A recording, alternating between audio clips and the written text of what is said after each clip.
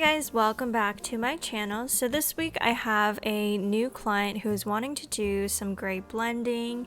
A little bit of her color history is that in the past she's done some permanent color and she has tried some demi color to kind of blend her gray, and also has done highlights as well. Today she's wanting something that is just going to grow out extremely soft and seamless with her gray pattern.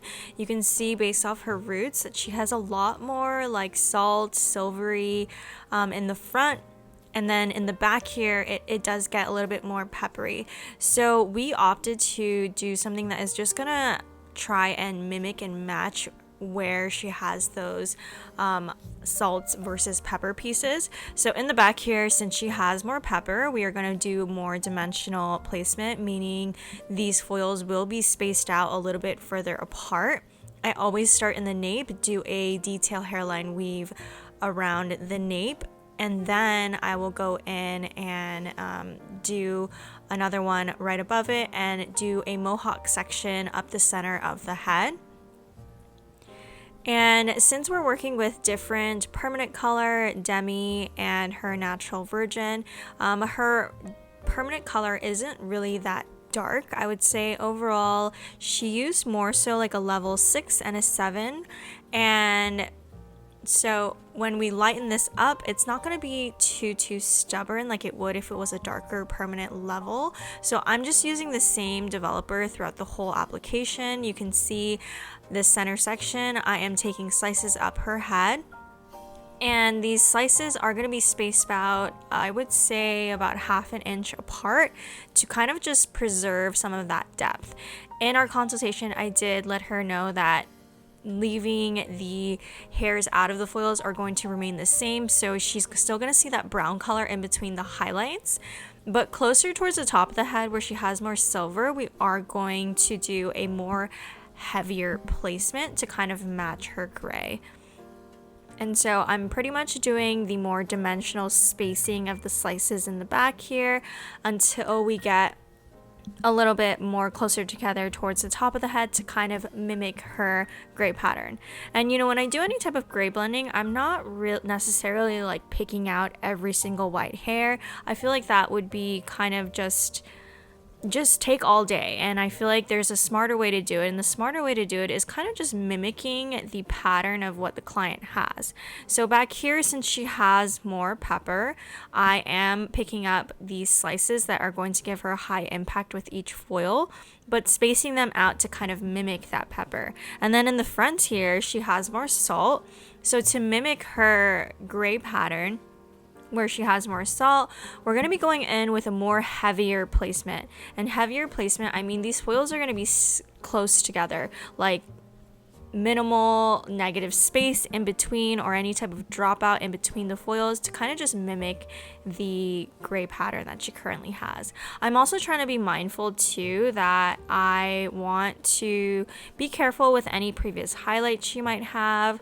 If it is a highlight that I see is a level 8 or above, I will definitely pick that out because I don't want to overprocess any of her hair.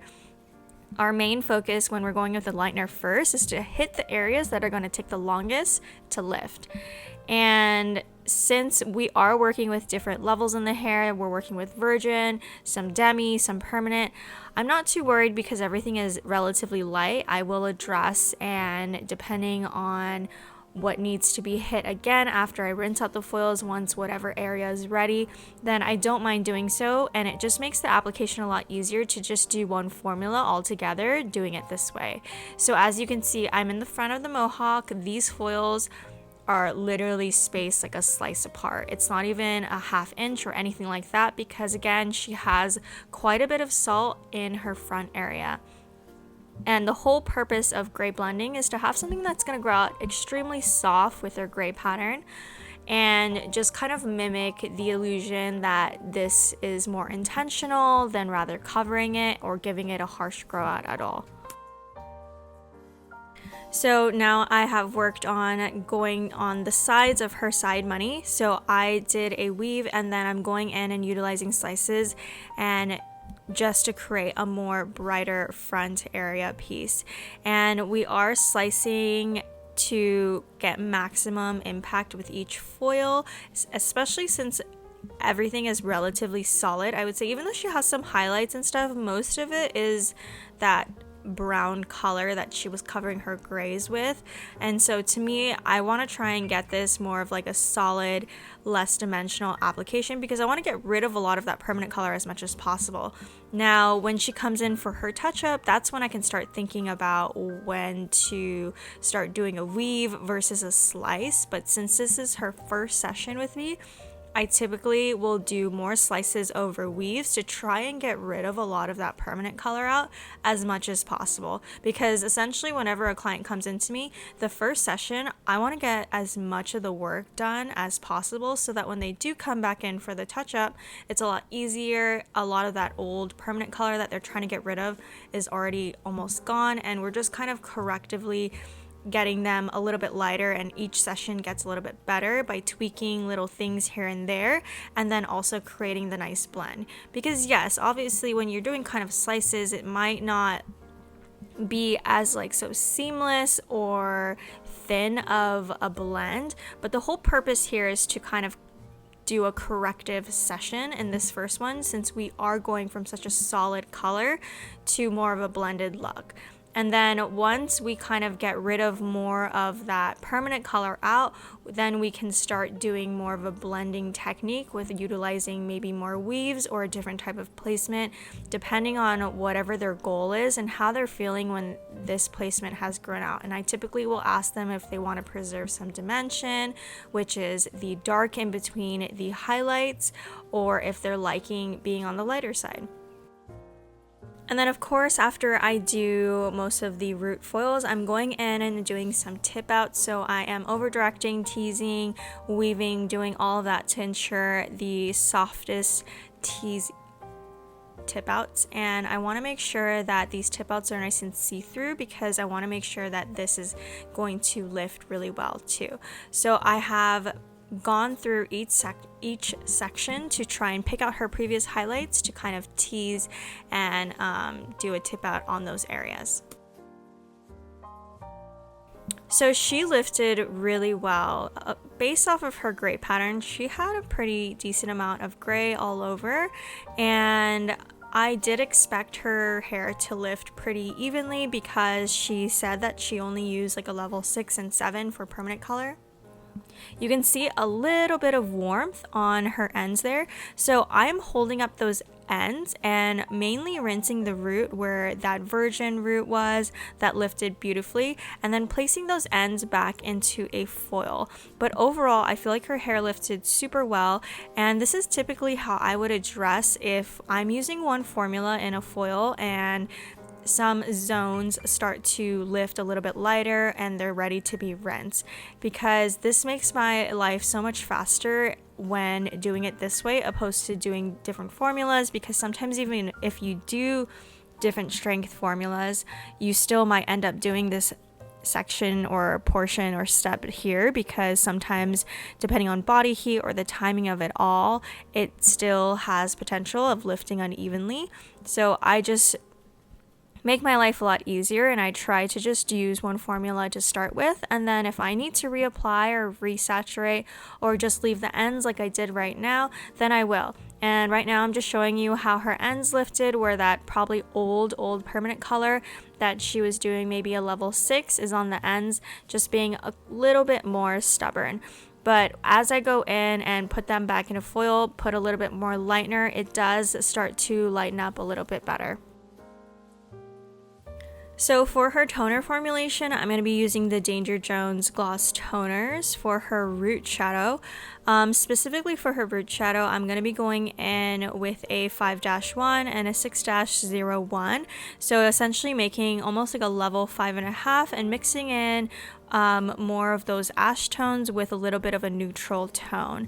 And I'm adding in that 6-01 to kind of create more of a neutral gray tone rather than having it go a little bit too blue, because I do find that sometimes when you're using the 5-1 alone, it can look a little bit more on the blue side or can look a little bit more purpley depending on what lighter toner you use on the mids and ends. So for her lighter toner, I'm using the Artistic toners for this, and I did a mixture of the silver and the violet blonde, which I love because it creates a beautiful, like, balanced silver in my opinion. And I do that after I apply the shadow root. This part is pretty visual. Once I start to see that most of the yellow is kind of canceled out, that's when I start to rinse off the color. I love using the Artistic toners for my gray colors that I don't want to fade beigey. The Artistic toners does a really good job at having my silver colors fade more blonde, and I do like when silvers fade more blonde over more beigey, just because I feel like it's a lot easier to retouch and tone for next time. Oh my god, I love it! Oh god, I'm so excited. Alrighty guys, so here is the finished look. This is what her hair looked like after we actually did a keratin treatment, because her hair is naturally a little bit more on the poofy and frizzy side, so that is going to help keep her hair on the healthier side, because a keratin treatment does reduce frizz, so that means she'll put a lot less heat on it, especially since we've lightened it to kind of just like blend with her gray. But she was really happy with the hair color, and I love the way that it blended, and I could already tell that this is going to grow in a lot softer than what she came in with.